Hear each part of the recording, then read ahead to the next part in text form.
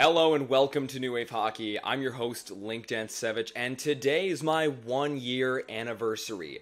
1 year ago today, I started New Wave Hockey by posting a simple podcast talking about exactly what we're talking today. We are going to be doing a realistic NHL mock draft where I will be predicting where every prospect goes. This isn't a rankings list. This is more of just a ranking of how I think teams will draft come Friday. And if you're watching this on Wednesday, June 26th, congratulations, you are here for my 1-year anniversary.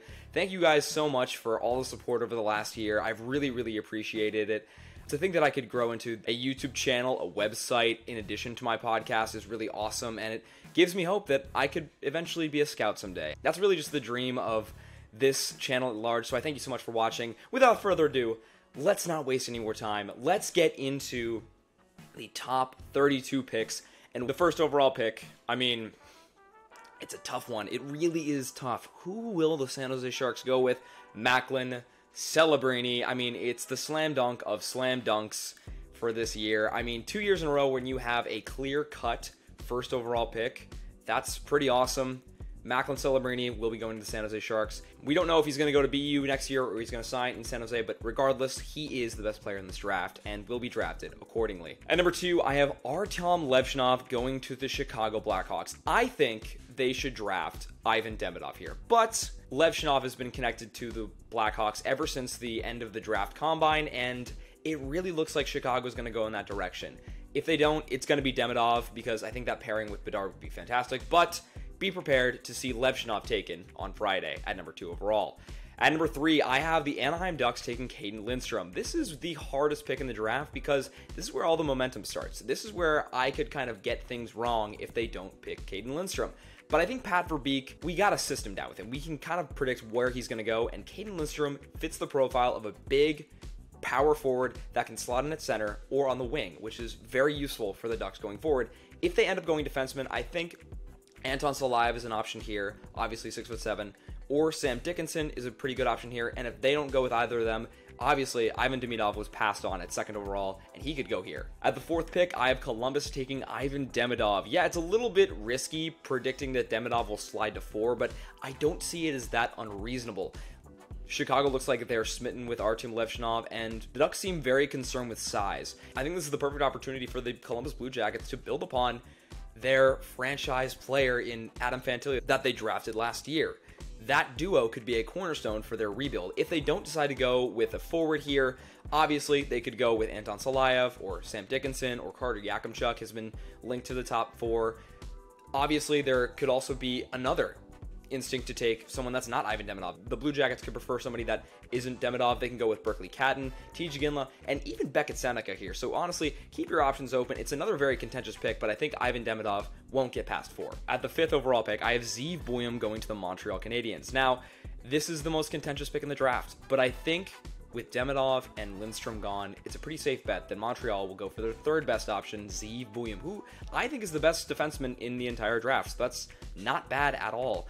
They could either go with Anton Salayev here or Zeev Buium. I mean, either or, whoever they prefer, but I think Buium will probably be the pick for them as they look like they prefer Buium. Or if not, they could always go with Beckett Seneca, who was being predicted here a long time ago, or TJ Ginla, who they definitely like at number 5. At number 6, Utah starts their first draft as the Utah Hockey Club off right with a great offensive defenseman, Zane Parekh.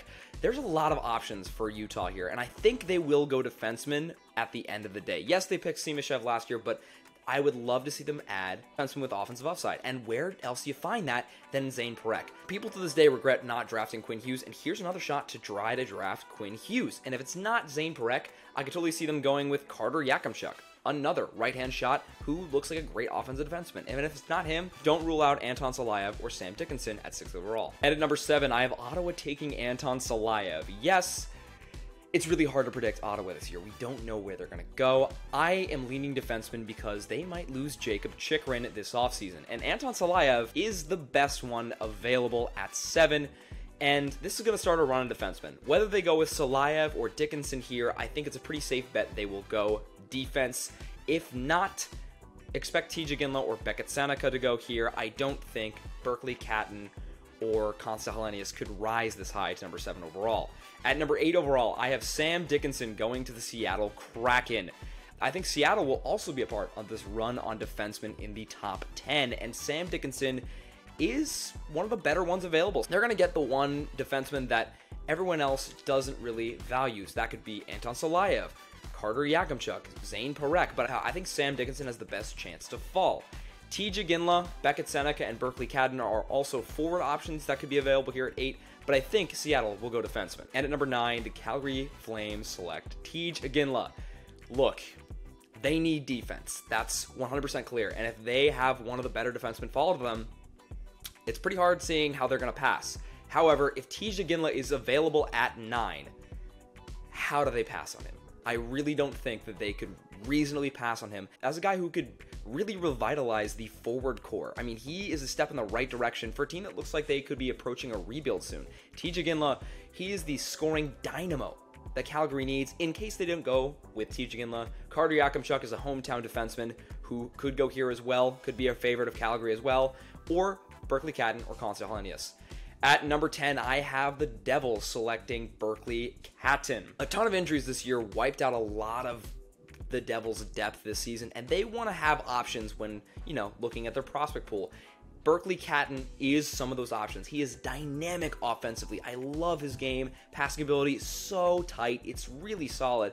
But, again, he lacks compete. I feel like they can mold Berkeley Cadden more than other franchises in the top 10 into the center or right wing that they want. If they don't end up going with Berkeley Cadden, expect Beckett Seneca, Michael Bronczyk-Nygaard, another name that's been connected with the Devils pick, or Carter Yakimchuk to go at number 10. And at number 11, I have the Buffalo Sabres selecting Carter Yakimchuk. Yes, the Buffalo Sabres have a loaded prospect core, and they need to add a true offensive defenseman to it. I think Carter Yakimchuk might be the guy to do it. If Zane Parekh falls here, I think they pick Zane Parekh, but I have a hard time seeing that Zane Parekh falls out of the top 7. So Carter Yakimchuk will probably be the selection here, and it's the selection that's right for Buffalo. He gives some playoff level snark. He is a tough guy to play against, and Buffalo needs that in their lineup. If they don't end up going with Yakimchuk, I think Konsta Helenius, Beckett Seneca, or Cole Yzerman could probably be the pick here as well. Philadelphia at number 12, my favorite team. Who are they going to go with? I think Danny Briere is thinking the same thing I am, and it's support Matvei Michkov. Konsta Helenius is the 12th overall pick in the draft. The all-around playmaking center really does a lot of things for Philadelphia, and I think supporting Michkov and other upcoming scorers is probably the best route that they're going to go. If not, I can totally see a great scoring duo emerging with a Cole Yzerman pick, or they could support Michkov from the wing instead of the center with Beckett Seneca or Michael Hage. And at number 13, I have the Minnesota Wild selecting Adam Jiricek. For me, the more I think about it and the more I look at their prospect pool, I really think Minnesota could be going with defense this early in the draft. And Adam Jiricek is one of the best ones available this late. Now, this could be a point where Minnesota reaches for the defenseman that they like. It could be Stian Solberg, Dominic Badinka, Alphonse Frey, whatever they want. But I think Adam Jiricek is the consensus for the 7th best defenseman. He's personally not my pick, but a lot of people think that way. If they don't go with a defenseman, watch Beckett Seneca, Cole Yzerman, or Michael Bronczyk-Nygaard to follow here. And at number 14, I have San Jose selecting Cole Yzerman, a great pairing to pair with Macklin Celebrini. I think Yzerman will 100% fall out of the top 10, 100% fall out of the top 13, and San Jose could be the most reasonable choice for the first place that will select them. Obviously, they're getting Macklin Celebrini, but if Macklin Celebrini goes back to school, his line mate is going to be Cole Yzerman. The two are very close friends, and it would be a mutually beneficial relationship to just draft him at 14. If they don't end up going with Cole Yzerman, Beckett Seneca could be the option. If they go defense, Stian Solberg could be the option. And if they just want another dynamic center, Michael Hage is another option here at 14. And at 15, I have Michael Bronczyk-Nygaard going to Detroit. I think that he's the most Stevie Yzerman pick available in the entire draft. If Detroit was picking in the top 10, I think they'd still go with MBN. He's just that like Stevie Yzerman's draft pedigree. I really enjoy it. If they don't like Nygaard, who I think is a fantastic prospect, the best Norwegian available, Beckett Seneca if he falls here, or Cole Iserman if he falls here as well, or Liam Greentree from Windsor in the OHL. But if they want defensemen, like Moritz Seider a couple years ago, I think Stian Solberg could also be the pick. And at number 16, I have the St. Louis Blues going with Stian Solberg. Back-to-back Norwegians. This is something that could really happen in the draft. Just you watch. I think St. Louis is definitely going to go with a defenseman here. It just makes more sense to me logically. Beckett Seneca is still available, obviously, on my draft. I think one of him, Bronsik Nygaard, Hellenius, or Iserman could fall all the way past 16 in this draft. But again, he's still available. He's still in range for the St. Louis Blues, kind of. Dominic Bedinka or EJ Emery could be reaches for the Blues at 16 if they don't want a left shot defenseman. And at number 17, I have the Washington Capitals selecting Beckett Seneca. It's nothing personal. I really like Beckett Seneca, but I think either him, Hellenius, Iserman, or Bronsik Nygaard is going to fall in this draft. And I think it probably will be Iserman if he can get past San Jose. But again, we really have yet to see it.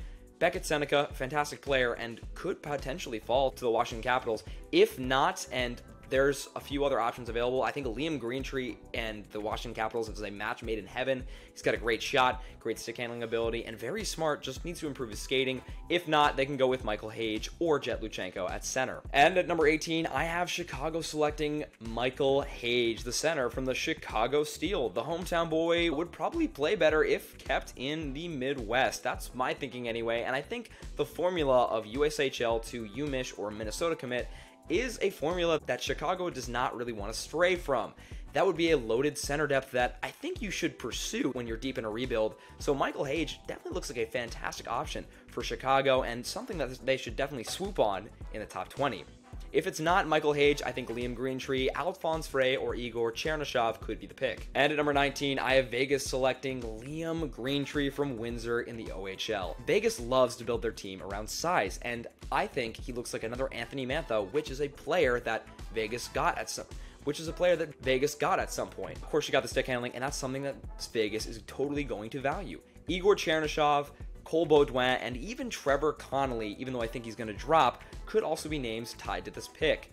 And at number 20, I have Sasha Boisvert from Muskegon in the USHL. He looks like a very solid two-way forward centerman that can definitely drive play and score some goals. That's something that Lou Lamoriello will probably prioritize when coming into this draft. Their first round pick in a long time, they need to make this one hit, and I think Sasha Boisvert is the one player that they can grab to do it. If they end up trading out of the spot, that looks like kind of likely, but they could also go with a guy at 20 like Igor Chernyshov, Jet Luchenko, and I've even heard of, Trevor Connolly being mixed up in the top 20, though I think he's going to fall. We're going to get into why when he actually eventually gets picked. At number 21, the LA Kings will select Igor Chernyshov. Look, the Kings love their size. They really do, and I think NHL drafts in general love size, and when you see a guy who looks like he could be a power forward at wing, score some goals, a very high upside due to how raw he was in the KHL and MHL, you can't pass on him. Igor Chernyshov looks like a real deal on the wing. And again, he does need development, but the Kings are famously patient with their prospects. If it is not Chernyshov here, I believe Trevor Connolly is another name connected to the Kings as well, but they could go defenseman with Alphonse Frey or EJ Emery here at 21. At number 22, I have Emil Hemming going to the Nashville Predators. I think the connection between the rebuilding on the fly and Emil Hemming's sort of play and his kind of NHL ETA is a really awesome connection between the two. I think he's a very Barry Trotz type of guy. He plays hard, plays fast, he has a great shot, and he competes, and that's something that at the end of the day, a lot of GMs are looking for.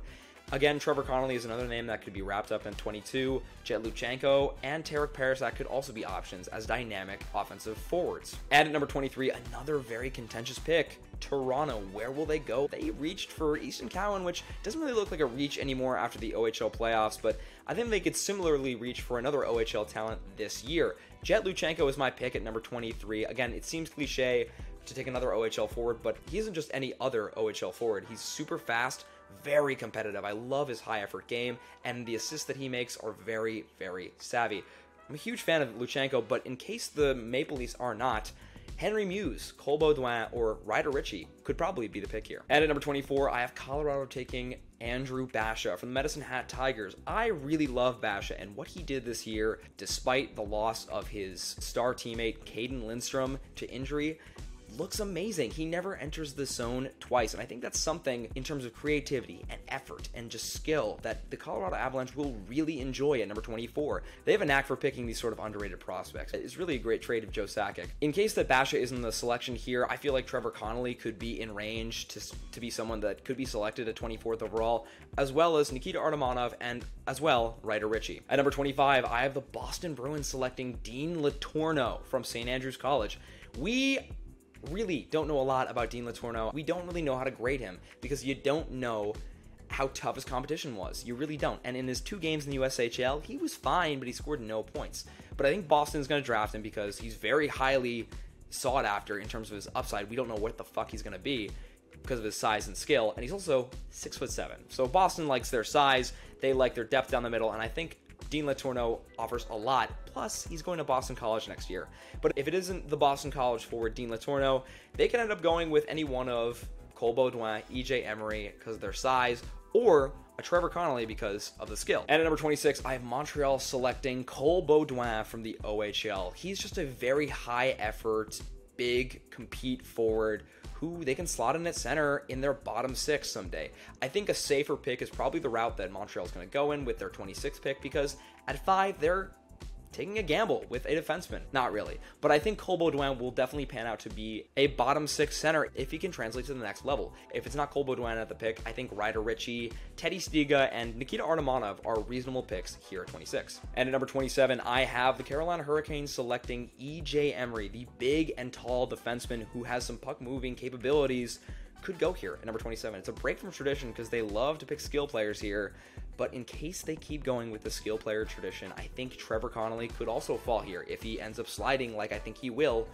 Also, Cole Hudson and Tarek Parasak are options to go here as well. At number 28, Calgary addresses their needed defense by drafting Dominik Badinka from Malmo in the Swedish Hockey League. They could go with Alphonse Frey. They could go with Dominik Badinka. I think he's more sought after because of his right shot and size. So again, teams love size, they love right shot, and Calgary needs defense, and they passed on it at 9 to pick TJ Ginla. So I think Dominik Badinka is a great pick at number 28. They might trade up to get another defenseman, but I don't think they will need to because Dominik Badinka or some of the other high-profile late first-round defensemen could fall to number 28. In case they don't go with Badinka, I think other defensemen that they could go with, Charlie Ehrlich, Henry Muse, or, of course, like I said, Alphonse Frey. At number 29, I have Dallas selecting Tarek Parasak. Nothing really special here. I just see him as another Joe Pavelski, except he can't really skate. He scored 105 points in the WHL. I think that's going to be valued beyond belief in this draft, and if they don't select him with their first round pick, they could trade up to grab him in the second round if he ends up falling there. I mean, they've had such great success with guys like Logan Stanko and Maverick Bourque that this guy just seems kind of on Dallas's radar to just kind of have one that hits again. Trevor Connolly, obviously, if he falls, he could fall here. Alphonse Frey or Cole Hudson could also be the pick as well. And at number 30, the New York Rangers select Trevor Connolly. I do want to talk about this because I do think he's going to be involved in a draft day slide. He's a very talented forward. He's going to get a ton of development and should definitely translate to the NHL, but in terms of how effective he's going to be in the locker room and on the ice, I don't know exactly what he's going to do at the next level. There's controversy on and off the ice, and the off-the-ice issues are well documented, but people need to pay attention to more of the on-ice issues that could catch NHL GMs off guard and kind of have him slip in the entire draft. If it's not going to be Connolly, Alphonse Frey could be the pick here. Cole Hudson could also be a pick here, or Charlie Ehrlich. Number 31, Anaheim will go with Alphonse Frey. They passed on defense at 3 to pick a very highly touted forward in Caden Lindstrom, but I think they will not pass on defense a second time. Alphonse Frey is a fantastic defenseman, and he will be a blue line warrior for them someday. If they end up not going with Alphonse Frey, Cole Hudson could be the pick here. That could be a very forward-thinking Pat Verbeek move, but if they go forward, look for it to be Nikita Artemonov or John Mustard. And at number 32, the last pick in the first round, the Philadelphia Flyers will select Teddy Stiga. I think this is just a better option for Philadelphia. They could get a really high-profile, high-skilled player with a lot of potential in every single area that's a little undersized, and I think that Philly can benefit by going for skill over size, and Teddy Stiga offers skill in bunches. He's going to be going to BC next year. I think he's going to fight his way into a top-line role. I really love Teddy Stiga. I think what he does with the puck is magical. In case they don't like Teddy Stiga and they go defense, Cole Hudson could be the option. In case they don't like Stiga and they go with another forward, John Mustard or Yegor Shurin could be the pick here as well. So that's going to be a wrap. Thank you so much for watching today. If you enjoyed, please drop a like, please subscribe, and if you want to see some explanations why I left some of the players off my list, go check out my website where I go into detail, along with the article that I posted with this video, why I didn't pick some of the players that could go in the first round. So I talk about Marek Van Acker, Cole Hudson, Nikita Artamanov, Ryder Ritchie, Henry Muse, and Charlie Elik, and why I don't think they'll be selected in the first round. But once again, thank you so much for watching. I really, really appreciate all the love and support. My next video is going to be a somewhat live reaction. I'm going to be recording myself for every single pick in the 2024 NHL Draft, and you're just be getting my first thoughts. I'm just going to clip it, edit it, and set it out as a video. For now, thank you so much for watching. I love all the love and support. I'm your host, Link Dansevich, signing off.